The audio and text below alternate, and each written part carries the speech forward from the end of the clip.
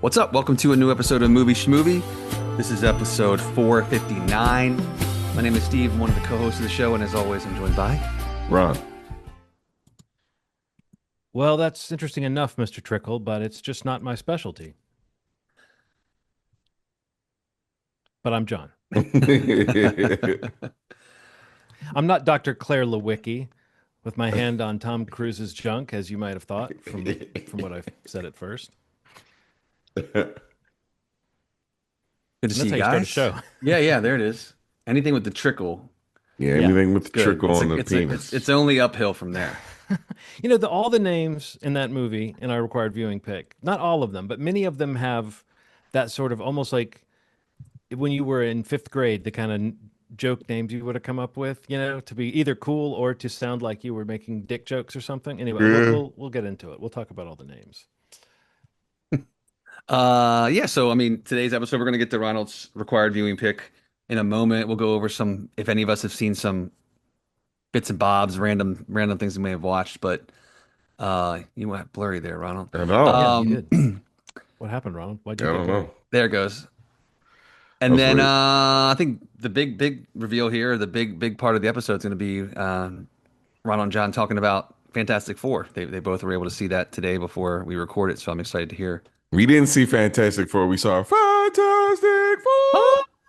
Yeah, I love that. I love that. Which is First steps. First yeah. step. Yeah. Cool. So let's start with the required viewing. Ronald, you want to kick it off and tell us what you picked and why? Yeah, man.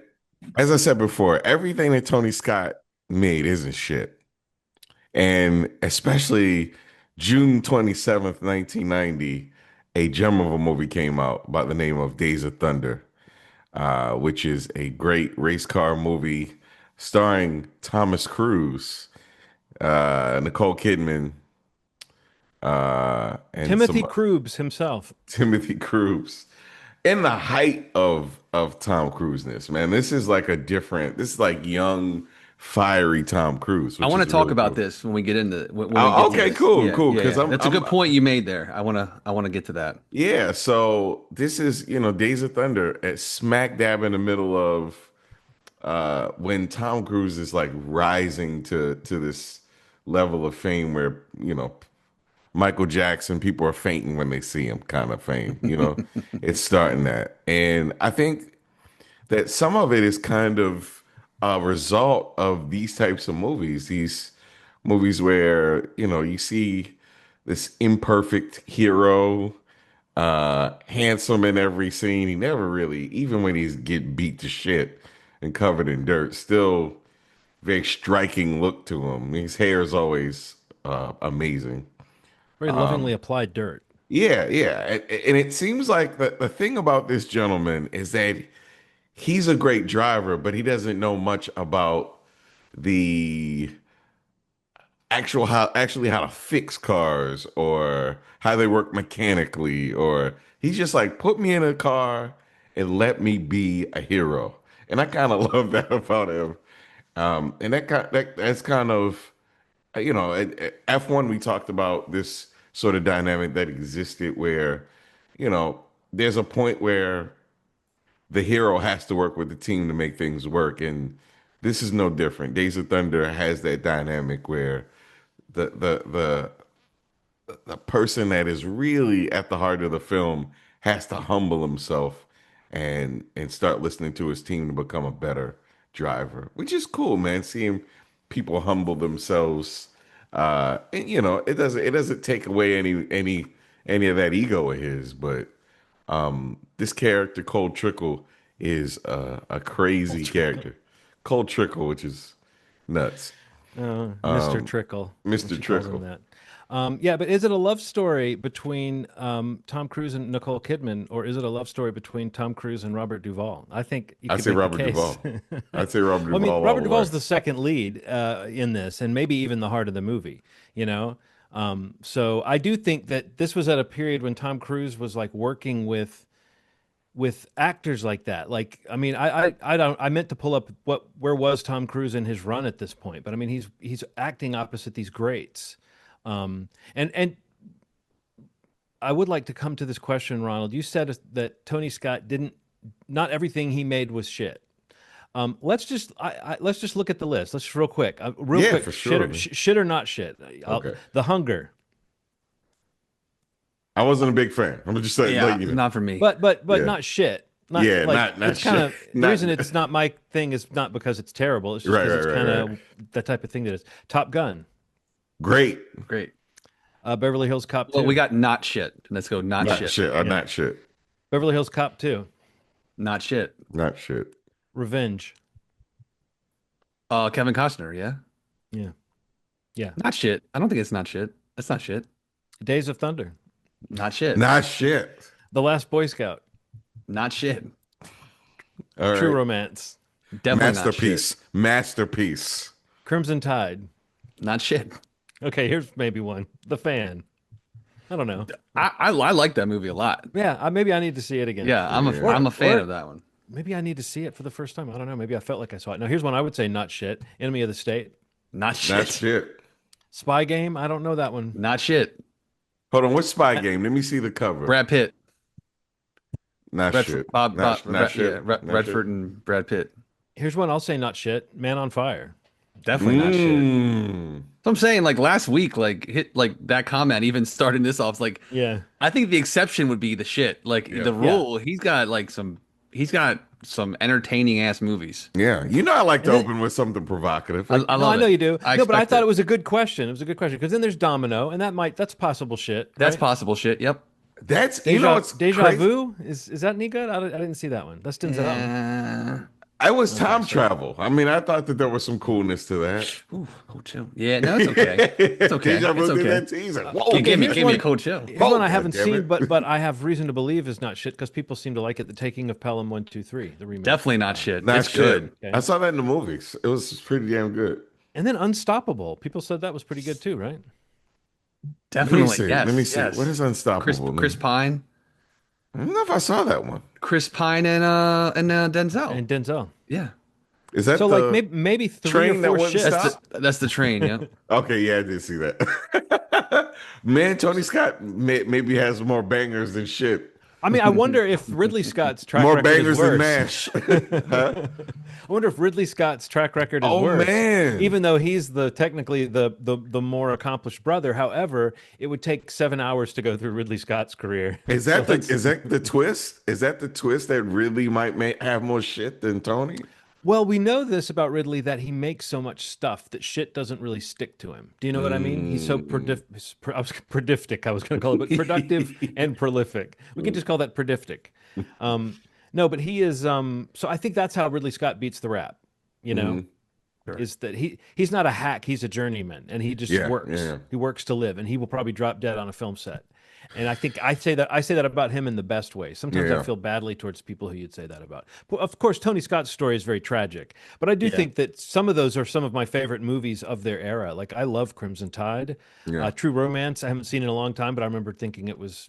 I saw it several times when it was Oh, it's amazing. You haven't seen it in a while when it was either. around. So, The Last Boy Scout, Ronald, you seem to disagree with us on that. I would say not shit. Do you think shit? I love The Last Boy Scout. It's a I Shane need to Black talking script. about. It's I really need to funny, see it right? again. I need to see it again. You know, it was an HBO movie that I think this was just sheer volume. I was like, I don't want to see this anymore. You know, it was like it was an HBO movie. But yeah, man, like I only say that just to joke around, but honestly, Well, I man, wasn't trying to actually- call you on anything in a No, serious no, way. I no, just no, thought it was no. since we're talking about one of his movies, it's an interesting question because I do think that image persists that he was sort of a hack or sort of a less like a lesser than to his brother maybe. But I think that No, he's made some pretty huge movies. They're very actually, slick. the argument could be that he makes more solid movies. I mean, just like things that kind of stick to your ribs. Like a lot of these movies you're naming are like formative movies. Like I remember them being like staples on everything. Like Yeah. they played them a million times. These are like staple HBO movies. Like and that signified quality back in the day. I mean, it still does. Anything that HBO pretty much stamps and shows, like it feels like they're also saying, hey, this is a great movie that you should watch 25 times because that's how many times you're going to see it in a month. Yeah. But anyway, let's get to our film. I just thought So that was Yeah. an interesting sidebar. Days of So Steve, Thunder. did you pull up of Tom Cruise's run at any point, or Yeah, do so you have that's it in yeah. I front of mean, you? when Ronald's mentioned that, I was kind of like, I think this is a little early. I think we may all agree it may be too early for the peak of it, Right, right, but right. the ramp up of to this point even because the key here is that this is like the audience pleasing popcorn movie that Yes. follows his like acclaimed acting run of Rain Man and Born on the Fourth of July. Okay, So that's what I was those movies wondering. come out in 88, 89. Then he hits Days of Thunder. Then he goes back to Far and Away, Few Good Men, The Firm, Interview with the Vampire, MI1, Jerry Maguire, which I think right there, 96 might be peak Tom Cruise. Yeah, But I mean, You yeah, Steve, could, every movie you just mentioned is insane. I know, I'm saying like, And not to but say they're all that great, but they were all huge. but they're Yeah. all over the place. There's Yeah. there's there's more dramatic, like award typey films, which we talked about before, like we want to see him do more of. But right there between like 88 and 96, that 8 year period is one of the best runs of an actor's yeah, career yeah, ever. And he's got a couple other pockets of time that would maybe even rival that depending on what you're looking at. Yeah. But to think of, those titles, Academy Award films, Rain Man, Born on the Fourth of July, Few Good Men, um, and then you have the popcorn movies, and 96 just being, I think, the paramount of it is simply because it starts his single franchise that is still going to this day, Yeah. and he releases Or is it? maybe, well, I don't know, he releases maybe, arguably, one of his biggest, most successful box office uh, culture, it just completely zeitgeisty movies with Jerry Maguire. yeah, Like Hmm. that really was like, uh, I don't know. I can remember that time, that couple year run, and just yeah, completely loving everything he did, and just being like, wow, he is an action star, and he's in the best rom-com I've seen in a long time. yeah. Like this guy's got something figured out, and Pretty damn um, cool. and they're massive hits. But yeah, but in 90 he's got this he comes off of those Academy Award nominated films and hooks up with Tony Scott, gets this film going, and you know maybe arguably, I mean, Top Gun clearly was a start, but that need for adrenaline, like that thing that he's become known for, where he's doing the driving himself and he's taking the courses and he's immersed in all these things, and it's like the crazy Tom Cruise that you see now. It's Yeah. maybe maybe the germination period. Well, Uh, wasn't it that he couldn't drive in this for insurance reasons? yeah, yep, So yeah, that's And why there's so many close-up shots of him just saying like just he's piss going up. left. Man, one of the things that I check a lot just because I'm picking graphics and stuff for the banner that winds up coming up for when we talk about the movie is promotional material. yeah. Man, there was literally a sign that came out in the night in 1990 that just said "Cruise" in neon letters, like no Days of Thunder, Okay. Yeah. just Cruise. I mean, that this is the That's all you beginning, needed. and I remember Cruise Like Thunder. I remember the Cruise Like Thunder shirts, Yeah. and the banners and the stuff that you'd see everywhere. But the fact that his name is just plastered in neon in that like old school. I think about the iguana on a skateboard. I think Yeah, about that yeah, style of graphic. Yeah, man, like this was the beginning, man, and it had some cool ass merch with it. Like I do like that. There was like this is kind of that time where there's a perfect mix of like advertisement, cool graphics and Tom Cruise yeah. and something to celebrate, like him in cool ass expensive cars. That Well, kind of also made it. the like the racing, like I mean, even in the picture I have, they're wearing mellow yellow shirts. Yeah, So I yeah. was it's gonna like say, I think the the mellow yellow, that was maybe peak mellow yellow. yeah, but like peak mellow yellow, but also just it, it's a world where advertising is everywhere, and so in the movie there's just logos everywhere, and it's like I'm sure that helped, like with the movie getting in on some of these locations where they were shooting and Yeah. the deals that were made. So yeah, it is a very commercialized movie kind of arriving in that form. I heard someone, I don't know where it was that I heard someone refer to this movie as Timu Top Gun. Wow. And That's a and I good think one. I mean, it's good. I It's good. I think it kind of it follows the mark. Like, and it is a thing where you kind of want Rowdy to die. I mean, for the movie to really have heft, you feel like Rowdy should die. And but then you realize, oh, that's what they did. That's what they did with Goose in Top Gun. So probably they wouldn't kill. You know what I mean? Yeah, The, yeah, the yeah. the buddy dying in the middle of this would have would have seemed a little too much like that. But in the beginning of the movie, you were feeling, or at least I was. I was going, man, someone's going to die on the track, and it's got to be Michael Rooker because it just seems like that's where this story's going. But instead, we get this kind of storyline with his brain injury. I don't know how. Like, I feel like the middle of the movie drags a little bit for me with some of that stuff.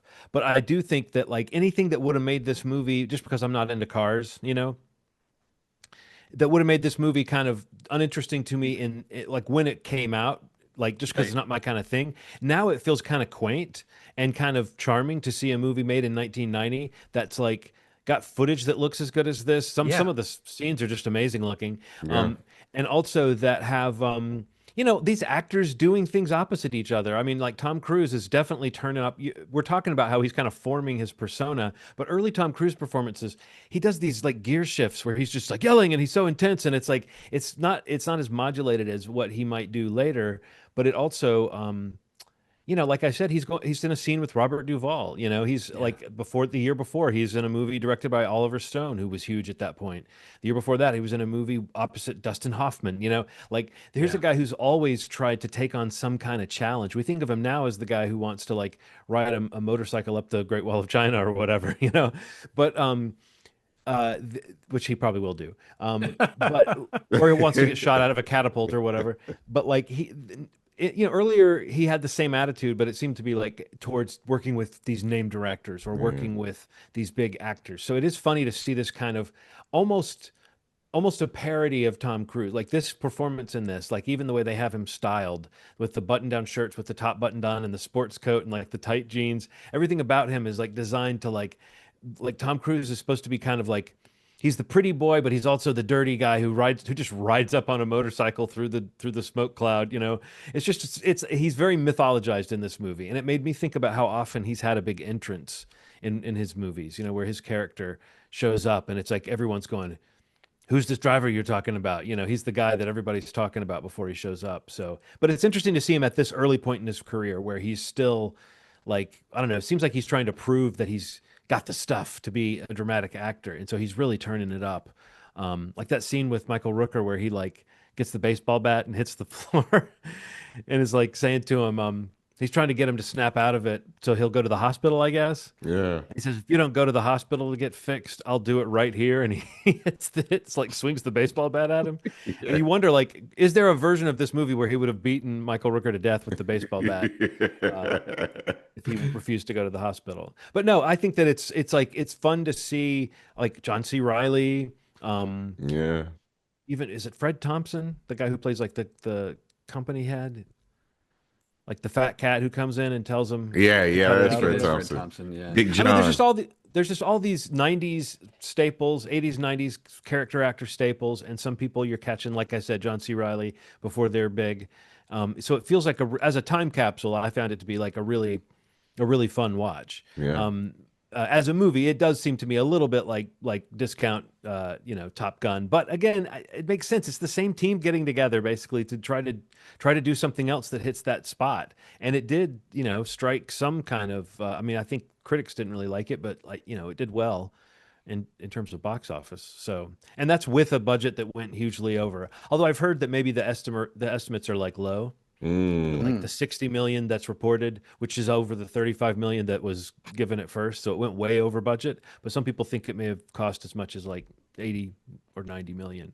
Oh But I wow. don't know where, again, that's just, it was hard to find where that information was coming from. So I don't know. It's one of those, it's like, I think this is like one of those movies where the producer's excess, this is like when you hear stories about Don Simpson and how crazy he was on sets. This is one of the ones where like, do you know about this, Steve? He had like a gym built that was like cost $500,000, but a No, that's gym crazy. with a neon sign that said Days of Thunder over Jesus it, and he Christ. was in there Wow. working out all the time. And also, I think there was a lot of cocaine. and a lot of like arguing on the set about how a shot was supposed to go between Don Simpson, Jerry Bruckheimer, Tom Cruise, and Tony Scott, and supposedly just intense delays because of that stuff. So yeah, this is supposed to be like after this, the kind of wave of producers running the show kind of crashed, and someone like Tony Scott probably would have a little bit more control, following this. Anyway, I just think that's kind of interesting. That '90s, you think about that whatever those stories about how crazy things got with budgets and the Yeah. on-set behavior through the '80s, it was just ramping up. This was like a bubble that burst, Wow. even though the movie didn't flop.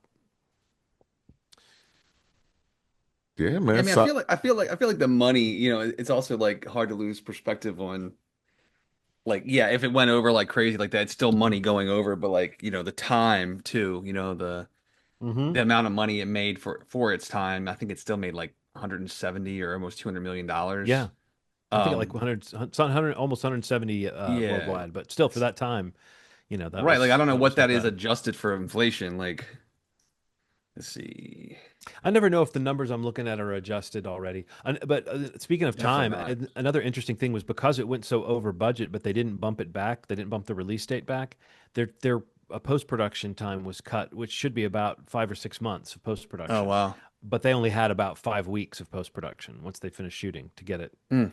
in theaters Yeah, so that's because they a weren't. that's $420 million in today's dollars. Like Yeah, that's that's yeah. Again, like, it's all in perspective if the budget but I went mean, if the over. budget's adjusted too, that's insane then.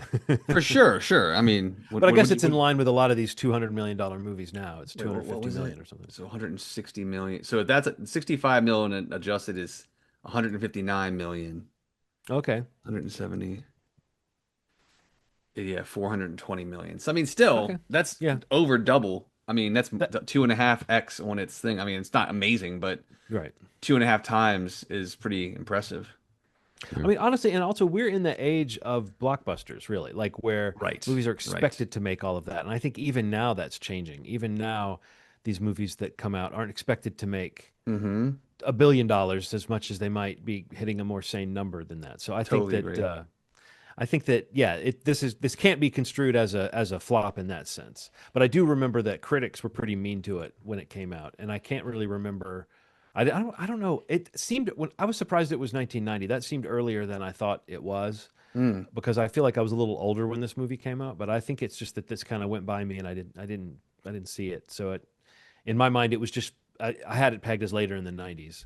Um, because I really only talked about it ever years later when I had a coworker. I think I told you guys when we watched Magnolia that I had a coworker at one time who was super into Tom Cruise, and this mm, was one of her favorite movies. So I think this might be for some people like, a lot of people. I think he's got like nice poofy hair in Yeah, this, and dude.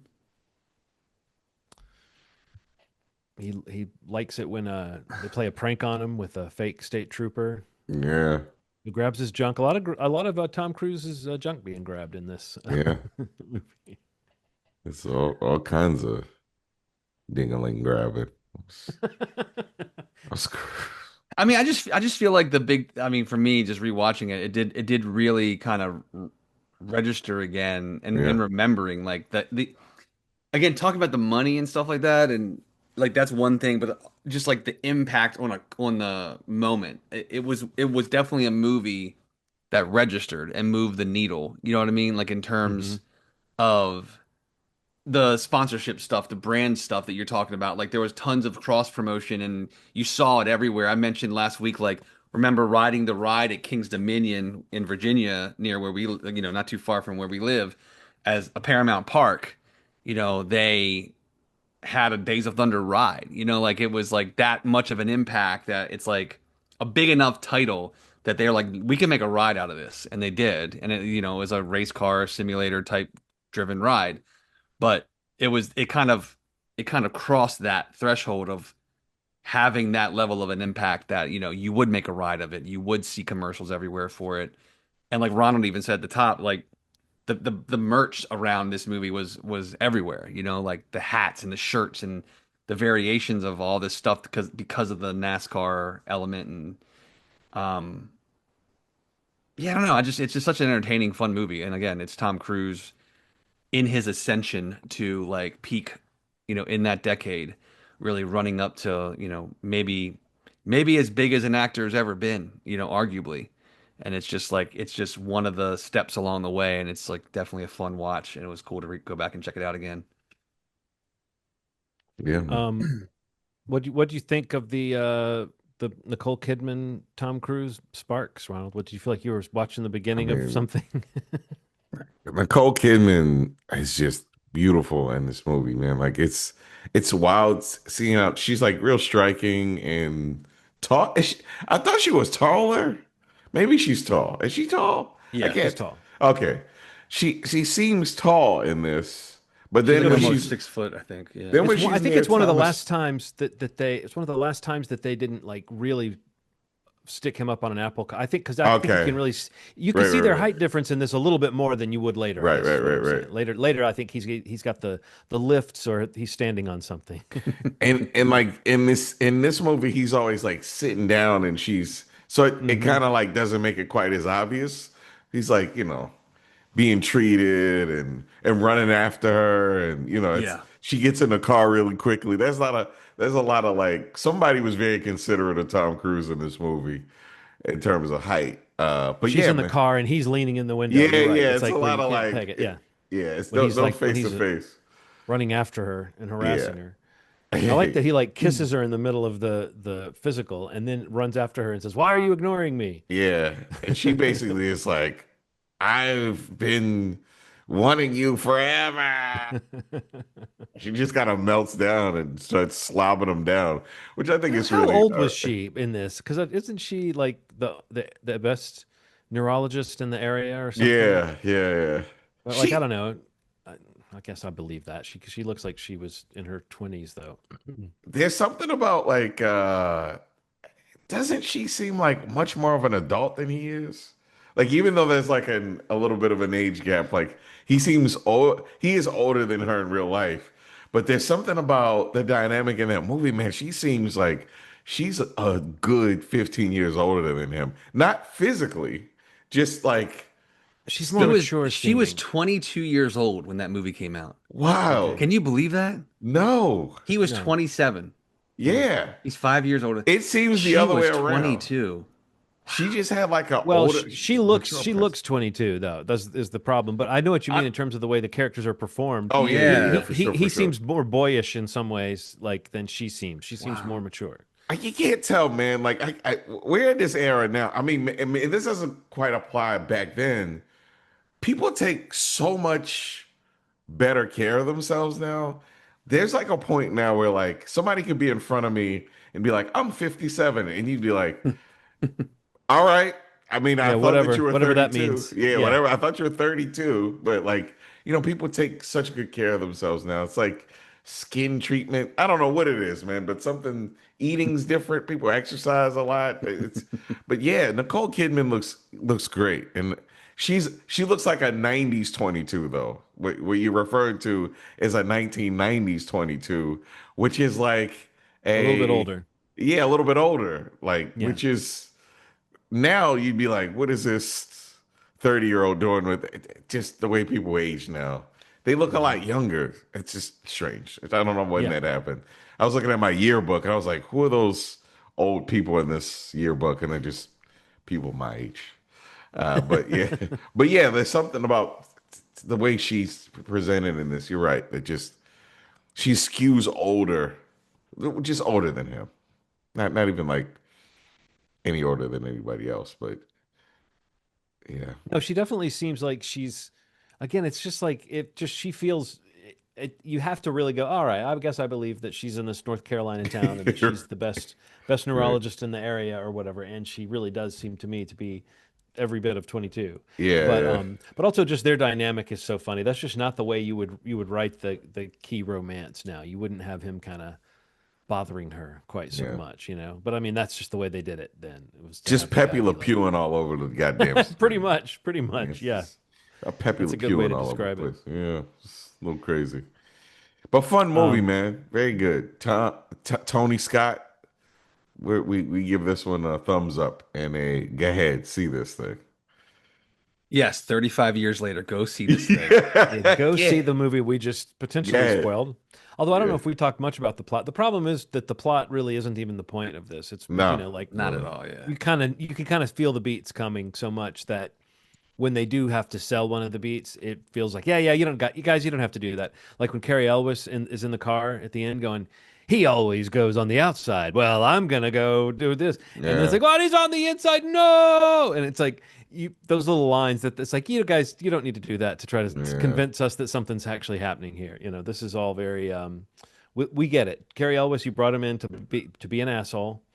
What I love is when Cole Trickle looks over and he's mad, seemingly at Carrie Elwes because he has like a European-looking girlfriend. There's this one scene where he's talking to his, like she's got like slicked back hair and sunglasses, and it's like she's severe and kind of cool looking. Uh, It's like, oh, that's the type of woman this asshole would date. And Cole's looking over there and he goes like, "Shh, look at this guy," yeah. Cole But also the helmet, like the helmet scene. He pulls up on the motorcycle. It's basically like, hold my helmet, bitch, while I go around this. It's really, really aggressive, man. It's like a you mean gesture with that, Michael Rooker earlier, or yeah, just really early on, just hands it to whoever is there. I don't think it mattered that it was him. It was like whoever was close to him and snarling is gonna hold. You could have just sat it down, but he's like, hold my helmet while I drive around. It's like very aggressive. well, that whole scene is him and Michael Rooker though, like trying to one up each other because then Michael Rooker goes and sits on his bike, which is like, Aggressive, man. yeah, man. Although here's the thing, they're talking about they're developing a sequel to this, right? And Joseph Kosinski has said that his dream is to cross this over with F1 and to have Brad and Tom racing each other on Oh the track. man, I would But watch what I that. realized is that then the fact that Rowdy doesn't die is a good thing because it means you can bring Michael Rooker back Yes. to die in this thing. Yeah. He dies in the new one, right? Especially this version of him. I love this version of Michael. Like he's just such a snarky older dude. Like really took But care of also like himself though. in this movie, he's like there's like it's like the top in Inception. It hasn't fallen one way or the other yet. So it's Yeah. like Yeah. Michael Rooker is just doing a different kind of part. Like because Yeah. you would almost expect him to be playing this guy. Like now the Michael Rooker we know would be playing this guy like as like a total backwoods like wow, what the fuck you doing, But it's like he's doing a little bit more of a regular like almost like he's competing with Tom Cruise for the sort of alpha position in the movie, Yeah. which I guess is his reason for being there. It's an interesting little script idea that he's the one you would think would be the rival, and then he gets taken out, and then but I don't know that Carrie Elwes's character ever really emerges for me as like a character, the way that Michael Rooker is a character in my mind. Like, there's no scene like No. frankly, the wheelchair race at the hospital might be my favorite scene in the thing Yeah. because it's just like the competition between these two guys is something to see, and it feels kind of almost legitimate. Like, almost feels like on set, Yeah. Michael Rooker and Tom Cruise would be the sort of actors to be like trying to get each other's goat a little bit. So you feel that energy, and I don't know that Carrie Elwes ever feels like anything more than just the guy you bring in to be. Oh, we don't like him. Yeah. Look at him. Yeah. Days of Thunder. Who has the next pick? Are you Steven Lorenzo That's it. Ritter? Yeah. Yes, Stephen L. Uh, I'm gonna go sideways. I'm not gonna go big. I'm not gonna go Are Tom you Cruise. literally going to pick sideways? I'm going to No, punch you in no, the no, stomach. no, no, no. I don't Oh, think okay. no, no, no. Oh, I'm okay. trying to find something. I was thinking of something that none of us have seen. I'm Oh, hoping I found something. Hmm. But this movie's kind of been floating around a bunch of like again, I've mentioned recently like mid-year lists okay. of like favorites or underseen gems, little diamonds in the rough.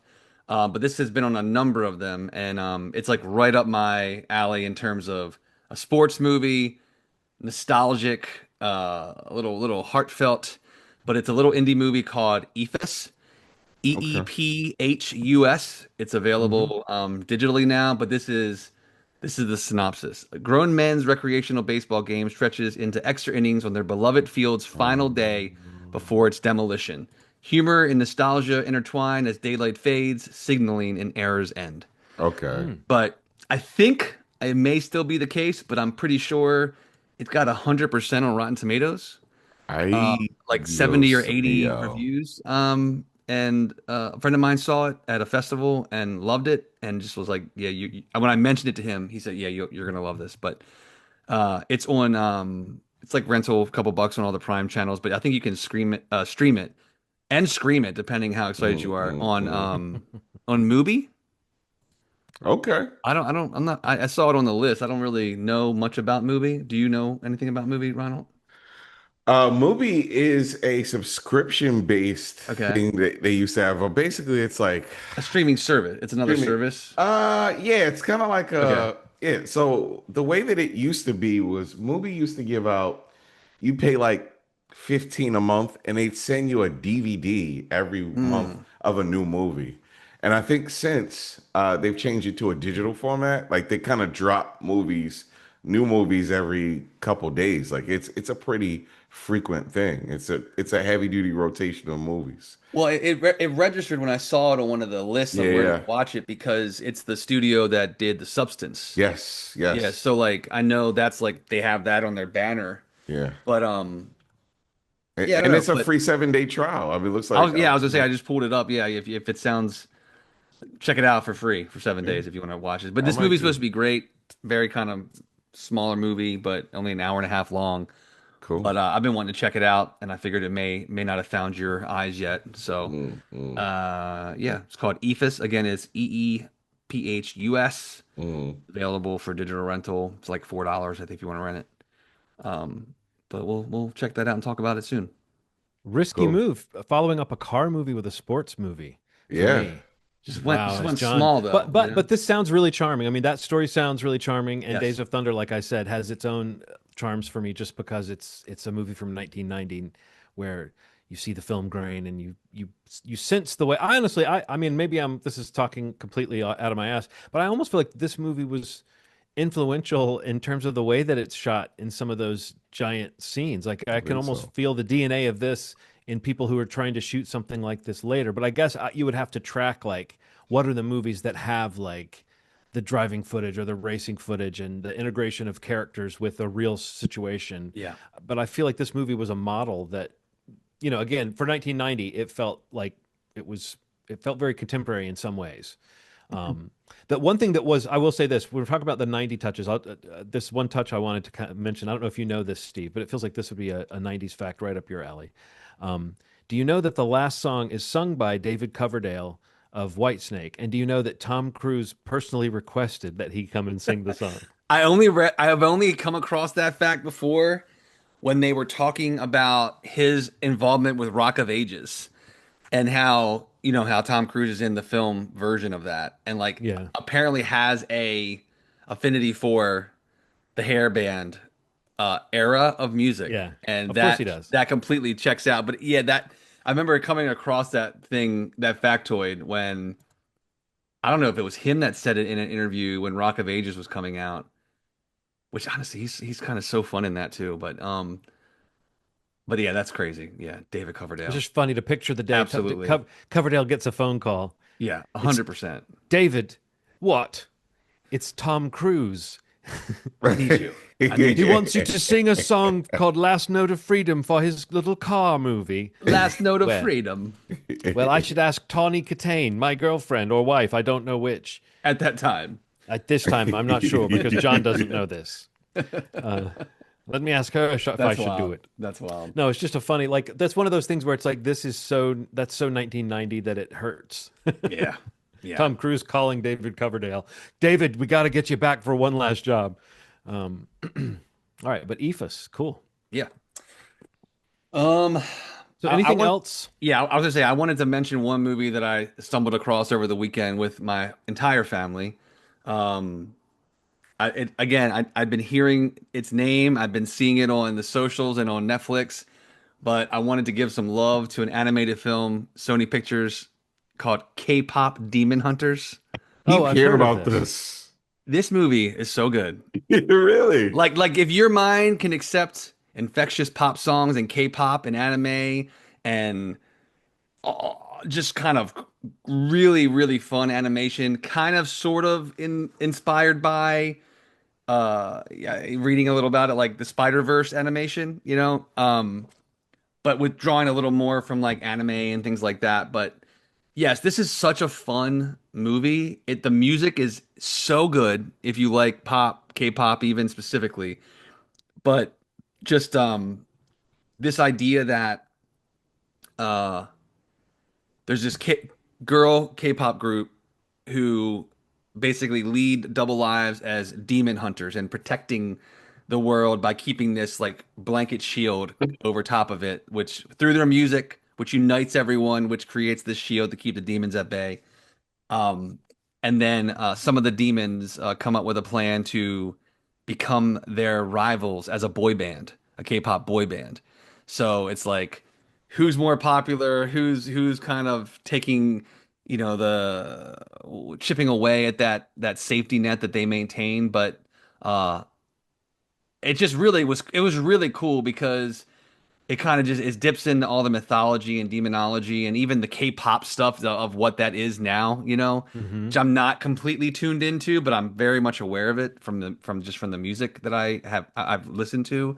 Hmm. Um, but yeah, this movie was awesome. I'm not gonna sugarcoat this. Like it was great. It completely came out of nowhere for me, and like my daughter's like obsessed with it now. And like I'm at Walmart tonight shopping, getting groceries, and a song from the movie is playing on like the Walmart speaker. Like Really? it's like they're like legitimate hits, like songs now. Like Wow. yeah, and it's so catchy. But yeah, it's like the number one movie on Netflix and has been for a few weeks. I was reading, but it came out last month, but it definitely caught on in the last like 2 to 3 weeks. But highly recommended. Yeah, I'm not. My barrier to entry with so much anime is just not necessarily liking the pure anime like design style and character design and stuff. Hmm. Hmm. Does this movie, you're talking about the animation being really interesting, does it kind Yeah, of overcome that for you? Does it, you know what I 100%. mean? It Yes, doesn't totally. look like typical. I mean, because I'm not saying I haven't seen good anime that fits in that style. It's just that so often the designs and the choices seem like, oh, this is by a template and it doesn't appeal Yeah, to yeah, my yeah. eyes very much. And I know people that love it, and so I'm not knocking it. I'm just saying, and what you seem to be saying is this does look distinct, or it looks like its own Absolutely. thing. Yeah, and I would definitely relate to what you're saying as a bit of a barrier to entry for me with some of that stuff as well, but never once crossed my mind watching it. Like honestly, starting the movie, you can feel it at times, especially like when it's intentionally switching into that type of animation for certain Hmm. scenes, because it does do that. But overall, it's got a very textured, very bold graphic look that is like, yeah, I don't know. It definitely Like stylized has in a a bit different of the way. Spider-Verse thing to it where a That sounds little great. less of the 2D elements, but I mean like that blend of the different kinds of animation elements is in this film for sure. But Cool. yeah, dude, I just I can't I was shocked how much I was into this movie. Like not that I didn't expect to like at least like it because I'd heard so many good things about it, but it's definitely one of the more enjoyable movies I've seen in a while and this year. I mean, like it was really good, guys. Like Ronald, you seem to have had the same experience I've had, which is that I've seen so many people mention it, and I'm like, I guess I'm gonna have to figure out what's up with this thing Yes. because several like people keep mentioning it like in the same breath as like Superman. Yeah. I saw someone say that's like the Barbenheimer of this year is that movie and Superman coming out at the same time. I keep seeing these stills of the group and like Yeah, yeah, I'm that like too. I gotta do it. I Yeah, gotta watch it. So this weekend will be the time to do it. yeah, and there's yeah. some There'll be definitely like there's real world pop stars voicing this stuff and singing, and but there's also like Daniel Day Kim is in it, Mm. What's the guy's name? Well Ken Jeong's in it, Oh, cool. but yeah, what's the guy who plays like the big bad? I can't remember his name. I recognize his name for sure. Oh, Lee Byung-hun mm. Mm. from oh, what was he in? I mean, popcorn movie. He was in the oh my God, why am I blanking right now? He was Storm Shadow in G.I. Joe. Yes. Okay, And he Jesus. was in this season of Squid Game also. But yeah, yeah, I don't know. I recognized his voice and looked it up. I was like, okay, I know who that guy is at least. And a lot of them, other ones are like like K-pop stars. So cool. Cool. It's good this to is get the that this is rec. this is the big win. Yeah, definitely check it out. Did you guys see anything Um, else before you want to well, I take your first only in steps? relation to our Tom Cruise and Nicole Kidman conversation. I was thinking about power couples, and then, so therefore this morning a new bit of news caught my eye, and I thought it was kind of interesting. Have you been seeing the news that apparently during all the press for the new Naked Gun film, Liam Neeson and Pamela Anderson can't keep their hands off of each other? Really? Get out of here. That I just think that's a really funny, good for them. If that works out, good for them, right? Yeah. Okay. I wouldn't have put them together, but I like it. Well, I I mean, like this movie puts them together, so maybe the chemistry, maybe it's just them, but it's just funny when a story like that comes out and you're like, okay, and you see them together and you're like, they're both showing their age, but you know, looking good, leaning into it. He's dyeing his hair a little still. Maybe he should stop doing that. But it's fine. It just is. It's like not a natural shade of brown. I'm not judging someone's choices. I guess I am, I but think you are, yeah. a more natural shade, Liam. Get them to blend it with the gray a little bit better. But no, that's an interesting pairing anyway because of the movie. it is. Yeah, Um, yeah, yeah.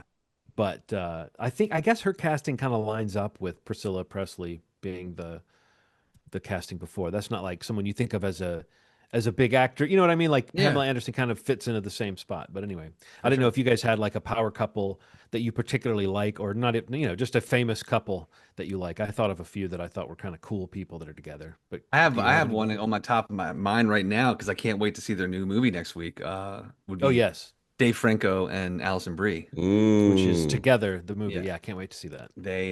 I love both of them and they're adorable together. So Possibly a bigger power couple than Liam Neeson and Pamela Anderson. What about remains to you, be seen. Ronald? We're going to Uh, judge all power couples by that standard now. Pedro Pascal and his glasses. Okay. All right, you're Yeah. going outside. Yeah, I don't really know. You're just like Cole Trickle. You're going outside. Yeah, going outside there. I don't really know too many power Jordan couples. Peele and Chelsea Peretti. I like that they're Oh together. yeah, Oh yeah, yeah. that's right. I like Wait, Jamie Lee Curtis and Christopher Guest. That's always been a cool one. who is one of the ones I never knew existed until recently, and I'm obsessed with them, and I can't remember.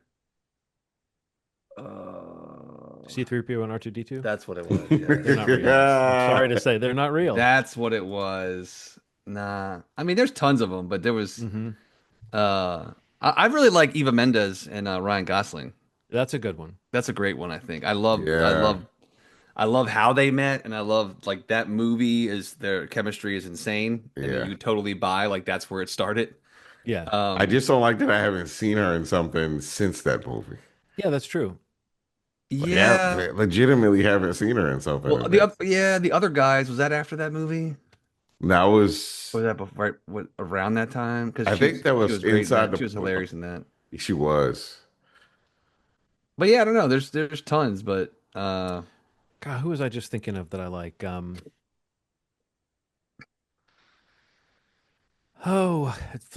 It was there for a second. yeah.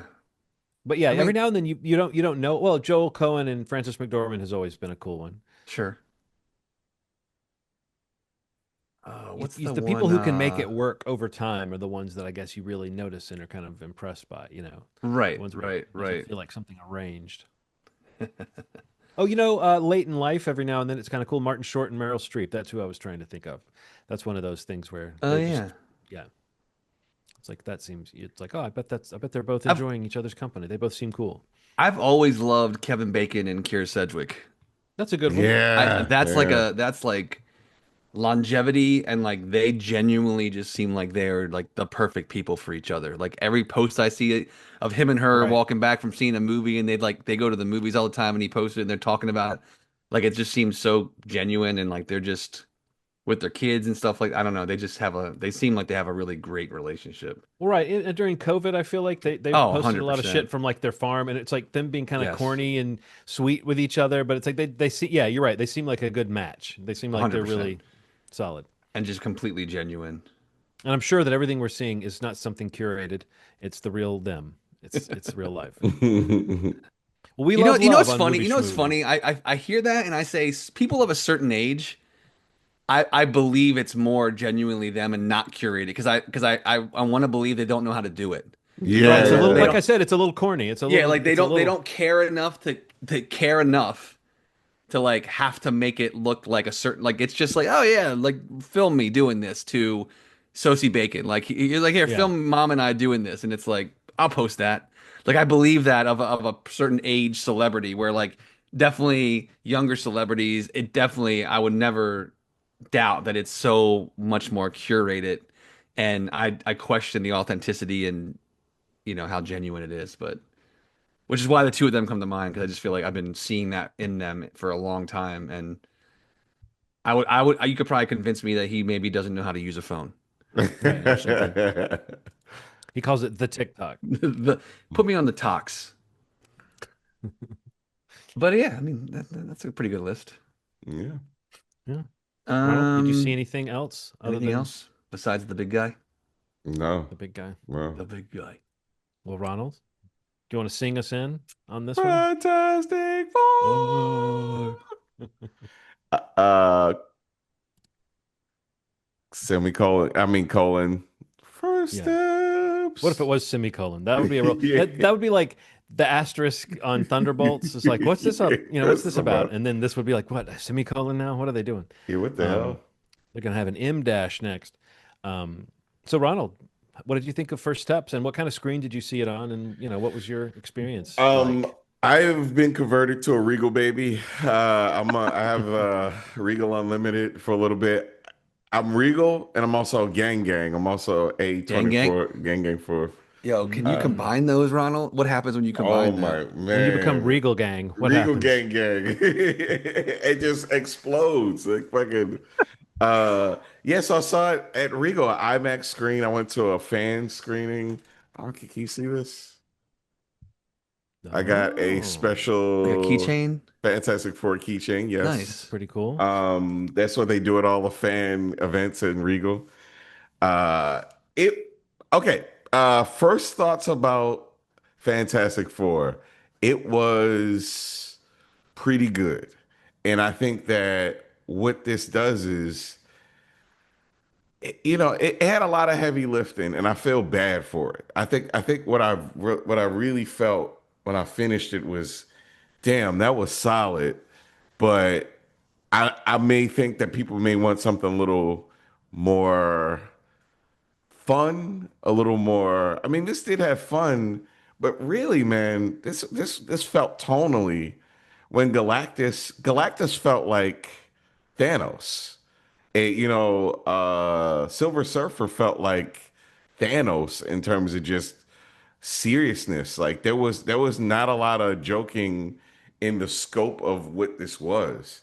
And I kind of Like you liked can't it. beat this. You can't beat this Yeah. threat. And so Yeah. you can't be lighthearted about it at No. all. Right. Yeah. From It's about the so moment where the threat kicks in, the movie is it's it almost like a changes. drama. I mean, I'm Yeah. not trying to overinflate how serious this movie is about that Yeah. stuff, but it But it is a pretty is. heavy, it's a heavy, moody, like middle stretch of the movie. Yeah. Which I think is maybe what you're talking about. I felt that too, Ronald. That I was like, man, this It's is like a heavy. sci-fi thrill. This is almost like an updated version of like a 50s sci-fi movie where the aliens are coming and you're watching all these scientists run around and try to figure out how to Yeah. stop it because there really isn't a way to fight what's coming. And Yeah. when they do take on some tiny sliver of it, all they can do is like run away. So Yeah. yeah, I know Yeah. what you're saying, Ronald. To say it's not fun sounds like a knock against a movie that does Yeah. actually Yeah. have Yeah. a lot of heart It's a in lot it. of heart. But Yeah. it's true that like the movie's job, it's not trying to be this roller coaster ride of fun. It is a little more heavy in Yeah. terms of Especially where it's sitting. comparatively, if you are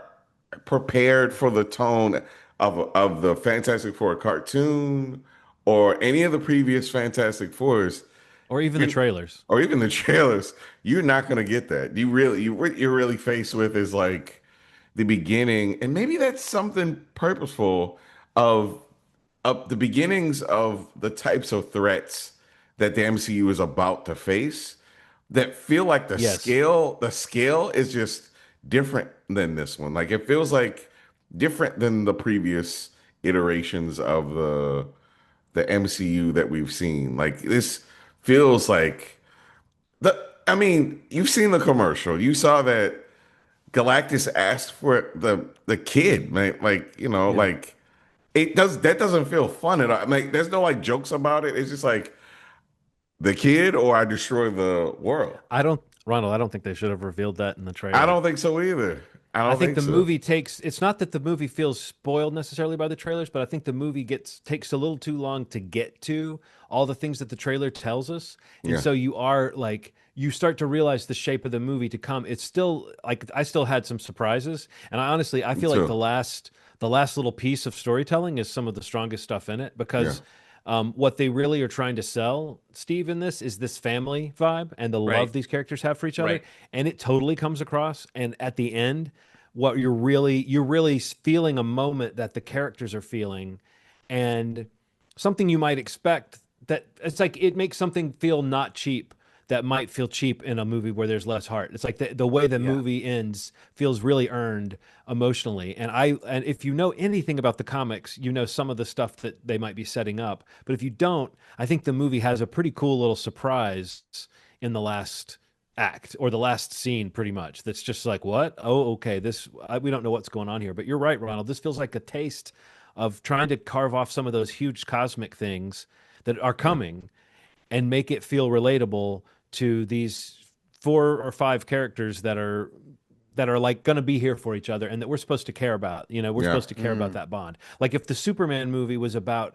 how kindness is kind of a cool thing to you know express, and you know, if the message of that was that like the trying to do the right thing isn't lame, you know, the message of this movie is kind of like watching these people try to keep their family together is the important part of the yeah. story. So I don't It know. I don't know. I don't know how you felt about the overall. It sounds like you mirror my feelings about the overall tone, which is not so much that the movie wasn't enjoyable to watch, but no, that I was expecting it to be more fast and funny instead of like, oh wow, this is pretty yes, grim. Like these it's characters are really Gremlin. trying to figure out a pretty hard situation, and then you're watching them try and fail to figure out the solution. Yeah. So the thing that the movie that pays homage to this exact movie is a thing that tonally is on top of this very serious thing. And that's kind of like, so serious movie. And then on top of it, dynamic wise between the characters is like The Incredibles on top of it. Like the way that the characters get Yeah. along feels very much like the dynamic in The Incredibles. Like it's like I could watch them for 5 hours. Like they really are the heart of this movie. Like they're good people that want to serve the community and love what they do. And there's a part that is related to that that is so fucking heartfelt that like I teared up. You know, it's like some really, really cool moments that feel Yeah. like this is the beginning of something different. Although, okay, so this is another thing that I felt also like about fucking time that we start getting characters that we knew already. Like about fucking time that we started getting people that, you know, weren't in the unknown portion of the MCU that they kind of used because they couldn't get access to these characters. I hope that we get more of that because the problem is you're opening up Pandora's box by introducing these characters. People don't want to see they either want to see what we've known already in the previous MCU, or you're gonna have to bring those new guys up. I mean, those well, they're new now. That like the Yeah. X-Men, the Ghost The, Rider, like the ones they have back now, the one right? they Yeah. said, the ones they have back now, they have Steve. You get this very distinct feeling that Pandora's box has been opened. Like it's like, all Yeah. right, now this has to happen. You've committed to this. We Yeah. know these people. Now what Yeah. the fuck are you gonna do? Now what's gonna happen?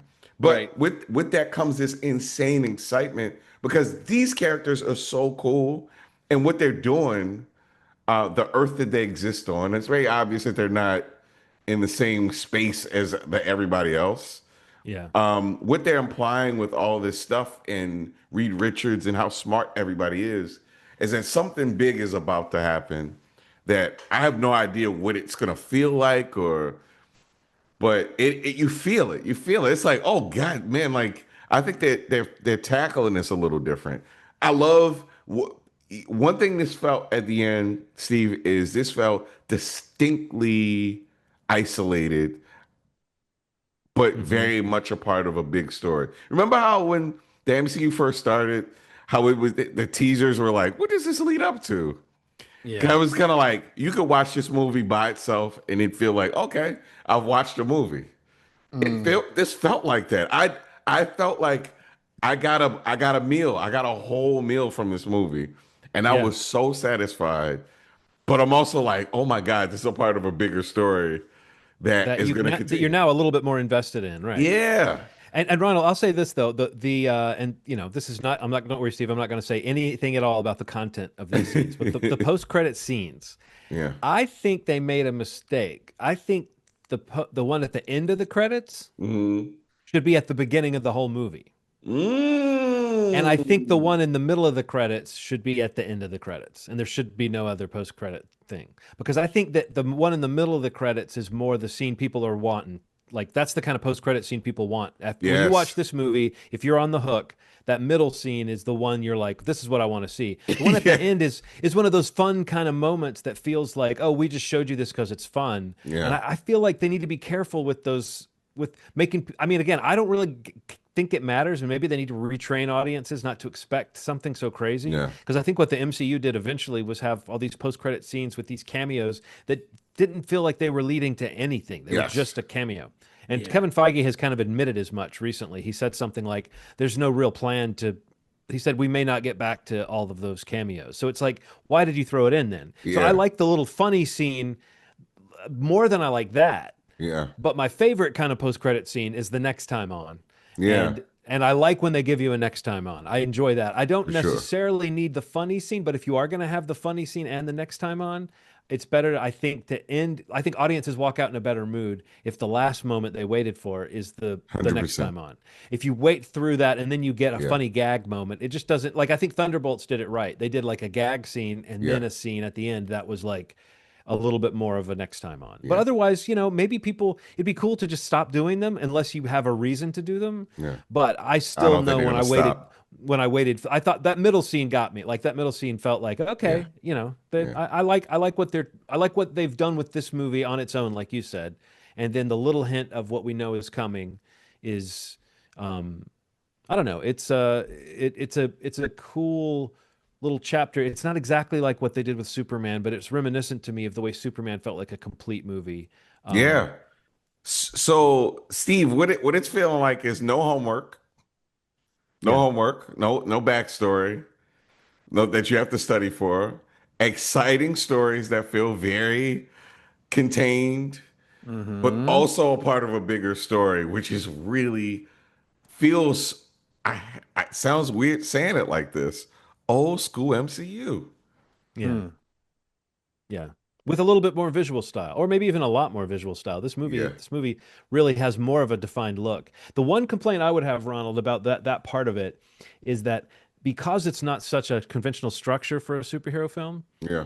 there's not the kind of there's not multiple scenes of these kind of wow moments with their powers. I think these Yeah. characters have Yeah. cool powers that are cool to visualize, and when they do really do stuff, it's well imagined and well conceptualized. I just feel like that the movie needed maybe, especially with Reed, I would have liked to have seen a little bit more. I wanted him to like become a giant trampoline at some parts. Yeah. Yeah. And Just have throw us them bounce out. one of those crazy moments. But instead, Yeah. he's mostly just he uses it in a very grounded way, which is to say, like this guy can. His name really should be Climber Yeah. because he can Yeah. climb like a motherfucker. But like Climb you know, Richards. yeah, climbing man. But again, I like that they gave it like a grounded sense. And there's one scene where he gets kind of stretched that like really makes you realize the taxing effect it has on him for Yeah, his yeah, body to be pushed to its limit like that. But I would have liked to have seen a little bit like the way in Superman we lean into it with Guy Gardner making like crazy yeah, things yeah, with his ring. I wanted to see Reed Richards become a you know, he doesn't have to become like a baseball mitt or something. He's become some pretty wacky looking stuff over the yeah, years. But I liked the idea of him doing something a little bit more than just reaching. yeah, The yeah. Reacher, that's another one. His name could have been Jack Reacher. Jay Reacher.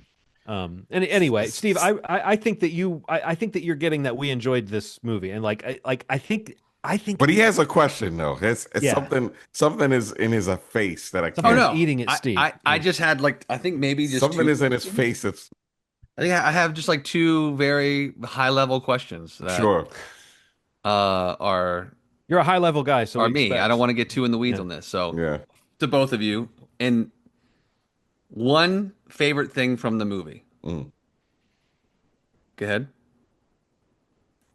You can say it in a sentence or a word. Ah. I loved, absolutely loved the scale of Galactus Mm. and how crazy the fight was. Like this doesn't, you know, how, like when you watch some of the movies, like it feels like this inconsequential that this big person's in the city. You Hmm. don't get that with Galactus. He put a dent on whatever he touched. So the fight between the Fantastic Four and Galactus was just, to me, the set piece of the fucking movie, man. Like it set it off. Like it was, if you don't love anything about this movie, you're gonna love that fight. It's so good to me. Yeah, that's the like see it on the biggest screen you can find kind Yeah. of moment. I because my overall answer to this is that I really love some character dynamics, but it's hard for me right now, Steve, to choose my favorite. I will Mm. say that I really like that this movie's opening scene. I think it's opening scene. I think it goes from like logos to a very small, intimate scene between two characters, and it's like it's just a great way to start this movie. Mm. Okay. Is like with like this a small moment. It's a moment between Reed and Sue that is just like I think that's the first. Is it Ronald? The first opening scene in the movie. It really sets the tone in a different kind of way I for what think it follows. is. I think it is the Okay. first. I think it is the Yeah. first thing. Yeah. All right. What's the second question? And the second question is real basic. Was it better than Superman? No. No, Okay, that's not better all. than Superman. That's good. Thank you. Like No. if Superman for me is an A, possible A plus, depending on how it really shakes out for me. The second viewing really, you know how I said it was an inside the park homer when you asked Yeah. us if it was a home Hmm. run. I think after seeing it a second time, I went back to the fence and I threw that ball over the fence. I don't know if that's allowed, but it's Or you're I the basically fan outside the that park. reached in and got it while it I was still in I'm not really territory? sure, but I got access to the ball. But it became it became a much better movie to me on second. I mean, I enjoyed the shit out of it the first time, but the second time through, it really cemented some things. This movie, I feel like a second viewing might jump it up a little bit. But if Superman was like an A minus when I first saw it, and then it went up in a second viewing, this movie is like a strong B plus for me, and could go up in a second viewing. Like I could totally see myself getting more into the character dynamics. I will say this movie doesn't try to do quite as much. And if there is a complaint I have, is that there are moments where it feels like there's only five characters in the movie. There's moments with crowds of people, and then the rest of the time it's just the Fantastic Four and whoever they're dealing with. And Mhm. sometimes that felt a little bit like unlike like Superman felt much more like every scene was just alive with people, and if you felt like you really were part of a world. Yeah. This movie feels like it's doing what it can to kind of like minimize that, which might be a smart thing for a Marvel movie to do, right? Because we sometimes get Yeah. mad when these movies are too cluttered. I like that it's free of unnecessary cameos and connections, but I do think maybe a little bit more of the sort of wacky fun and kind of the villains we see that they have fought before this movie Yeah. that we don't really see in this movie. I might have wanted a little bit more spectacle of that sort in the movie, but the overall feel of it is just so solid. And like Ronald said, you can't say it's not a good version of that. It's just it's strange almost that in the middle it really does slow down and become like these scientists are trying to solve the problem of a giant who's coming to eat the earth. It's like it's It's not a a movie with like lots of scenes in it. It's almost like a slow build up yeah. to a fight, you know. It's a And it legit drama in the middle. Like one yeah. because the question is like, what would you do if this happened to you? It's kind of like it kind of turns it on its head. Like, what would you do if you because so many people are talking about it? Because it would be different if it happened and then Reed didn't tell Yeah. everybody, but Yeah. Reed told everybody in the trailer what had happened. So like it's like it becomes a national issue. Like it becomes an international issue. Like how, is he handling this right? Like it's like a downright political issue, Yeah. which I did not expect. I think I Yeah. didn't expect that. I have a really hard time. I haven't, this is something that I've been thinking about. I have a real hard time thinking that this is going to make 700 or 800 million. And the only reason I do is because like once word of mouth gets out that this a little more paced out the way that it is, and it's not like not quite like the MCU fun that people have known to have. Are people gonna come see this movie the way that if it were a little more like a fun version of this with people? I think a lot more people would come see it. I just don't know. I feel like word of mouth could be really strong when people see this and tell people it's good, Yeah, and then yeah. people will go see it. It doesn't have to be that everybody's raving about Right, it right, right, being right. this the greatest thing ever. I think if people are carried by the biggest best moments, like um, I won't say what it is, but there's one thing that Galactus does when he arrives. Do you know that's just like he's a Yeah, connoisseur? yeah, He's a yeah, connoisseur of planets. There's one little moment he has that is just so cool. Like yeah, it's full of touches that will stick with you that like I think that people might come out of this saying it was really good. If that's the line you're looking for, yeah, will people yeah. recommend this movie to people? I bet people will say, yeah, it's good. You should go see it. Yeah. It feels like it should have come out before Superman. Like I think so this mo too. That's what a this lot mo I this movie asked. feels a little bit mild compared to the That's thrills of a it. James That's it. Gunn That's Superman it. movie. Yep. Yes, that's I've what it seen a is. couple of things mentioning that exact comment, and yeah, okay. It's EO's funny. It's like the opposites happen. You know how like before the MCU would be that thing, they'd be like Yeah. going all out. This is Yeah. not doing that. It's like it's playing it so safe that it's bothersome to me. Like I'm like, damn, they should have really had It's those almost moments where restrained. It's almost yeah, restrained. yeah, But again, we're comparing it to a James Gunn movie, again, where he's yeah, trying to set up a Technicolor universe full of bizarre characters. This is Marvel trying to kind of scale it back yeah, while DC is trying to like really do something different. So it's interesting. Yeah, it really is like a little bit of a polarity switch. This is not a moody movie like a Zack Snyder movie though. So like no, it's no, it's not it's at like all. totally switched. This still feels like a hopeful movie. Which again I think is the key thing with both movies coming out so close to each other is they both seem like they're trying to trade on positivity and the idea, like you said, Ronald. This movie's really big on just they want to help. At the beginning of the movie, they're superstars and people love them because they save them so much, So Yeah, they're yeah, celebrities, and I think it's smart to start with them at that point in their career because it means you can have this dip. But I feel like that is something maybe the trailers do tell a little too much of that story, even if yeah. there's plenty of stuff along the way that's surprising and A lot interesting of and cool fun. stuff that just And isn't yeah, in there. Joseph Quinn is really fun to watch, Yeah, I yeah. thought. He's great. And I'll say this too, man. Like the 1-2 punch of Thunderbolts in this is like I don't know how people feel about the previous what do they call these things? What do they call it? The previous Phase. phase, the previous phase. But Thunderbolts and Fantastic Four being is this the same phase? Is it considered the I same don't know. phase? Did the Thunderbolts technically finish the last phase, Did or Thunderbolts did it? finish the last I'm gonna phase? say Because Marvel because what I'm about to say is phases. very reliant on this. Because I'm Um, super curious. okay, so phase. We are currently in I thought it phase started that phase. phase six. Starts with Fantastic Four. Okay, yeah. Oh It, wow, never mind then. so But I was Fantastic gonna say, Four, Eyes of Wakanda, Wonder Man, and Daredevil, and then the next movie is Spider-Man: Brand New Day. But Ronald, I think what you're saying is true. Thunderbolts is the first movie they made after they started their new dictum of mm, quality control, slow yeah, it down, get it right. So what you're saying is actually true. It's not marked as a phase, but it was the first movie. Like you can see it. yeah, Brave New World feels like the last movie made under the old method. yeah, Thunderbolts feels like they're doing something. Their whole thing about quality control. It's not just lip service, Steve. It yeah. really feels It's Yeah, like yeah, they're. yeah. they're doing something, and I'm a little afraid that because people may not be used to this look restrained, what Thunderbolts is doing and what Fantastic Four is doing, that people might feel like this is a shitty thing that's happening. But to me, I think this is the beginning. I think that once because they're doing it this way, when the new Avengers movies come out, I think it's gonna feel big again. Like I think that Yeah, it's gonna feel. I think they're gonna do it, make it feel big. I think that it's gonna feel big. It might not be Endgame, and but something about the way they're cooking it up this time around feels like we could maybe get something that feels scale wise, because if they're using this approach to like how villains feel, oh my God, man, like yeah. every movie's villain's gonna feel like this. Oh wow, like I'm ready for this. I don't know what it is. Like it feels like I'm feeling some chills about it. Yeah. especially the way that the Galactus felt. Galactus felt like a planet eater. Like it didn't feel like, you know, sometimes the phases it felt like a villain was just like, ah, get it over with.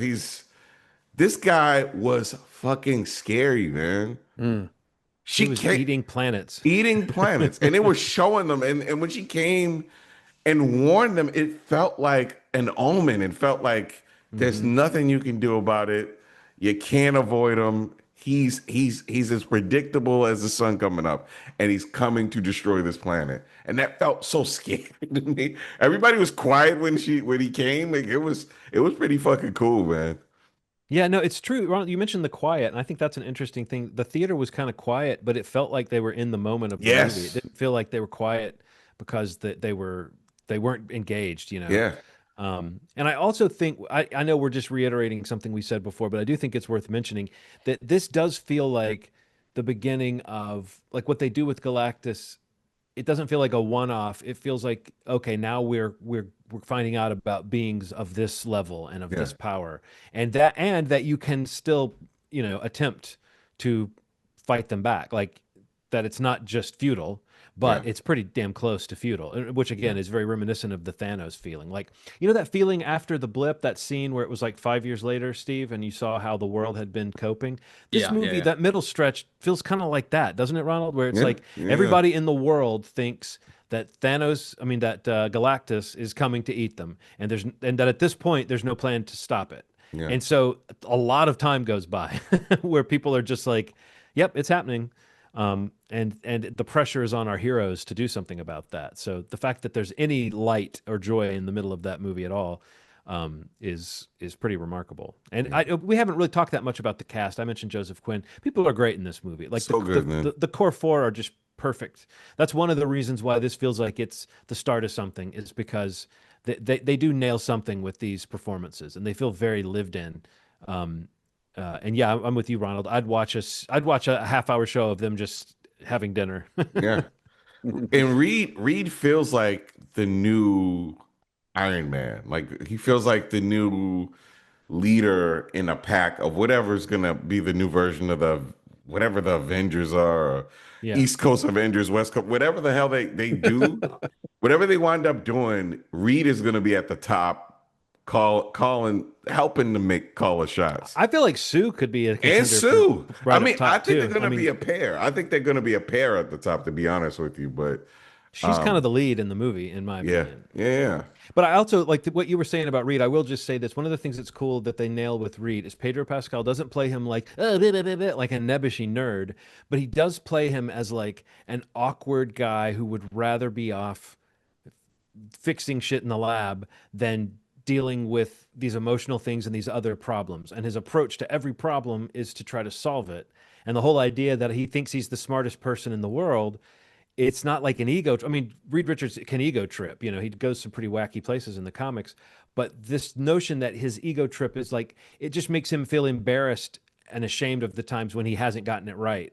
yeah, It's just it again. It you wonder how is Pedro going to play this guy who's kind of a cold nerd in the comics, and he actually plays him as a guy whose intelligence makes him kind of compassionate and yeah, feel guilty that he's not able to fix things. He feels responsible for things, and that's just like, we all know he can do like paternal pretty well. So I don't know. I just feel like this movie plugs into something really interesting with him and allows him to kind of stand back and let Sue be the sort of proactive person whose power might be the most, she's definitely the most powerful person on the team. And if the leader is the person who can do the most shit, Sue's power set oh is yeah, pretty cool. Yeah. So yeah, yeah, for sure.